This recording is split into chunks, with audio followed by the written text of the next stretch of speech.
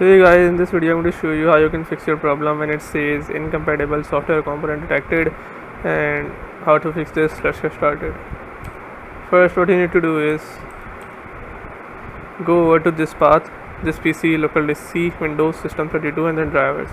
Once you're in the drivers folder, you have to just search ene.sys.old, and once you type this, you'll find a file here. You just have to delete the file, and once you delete it, you just have to restart your PC and then relaunch your game again. After doing this, hopefully your problem solves, and if your problem still occurs, so make sure to comment down below so we can bring a detailed guide on this video. Alright, that's it for today's tutorial. I really hope this video helped you solve your problem or learn something new about your PC. My goal on this channel is to make everything about computers simple and easy, whether it's fixing errors, downloading software or any game, boosting performance of any Windows or any game, or understanding new tools. If this video was helpful in any way, don't forget to hit the like button because it really motivates me to keep bringing you more useful content.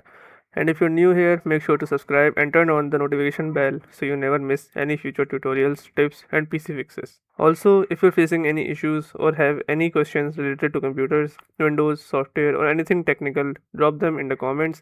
I read all of your comments and I'll try my best to help you out. Thanks a lot for watching. Take care of your system, keep learning and I'll see you in the next video. Thanks for watching.